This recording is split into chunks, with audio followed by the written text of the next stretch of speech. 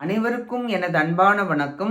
திருவள்ளுவர் இயற்றிய திருக்குறளில் பொருட்பால் அதிகாரம் 42 கேள்வி 419வது குறள். நுணங்கிய கேள்வியர் அல்லார் வணங்கிய வாயினர் ஆதல் அரிது. நுட்பமான கேள்வி அறிவு இல்லாதவர் பிறரிடம் பணிவுடன் கூடிய சொற்களை கூறுதல் இயலாது.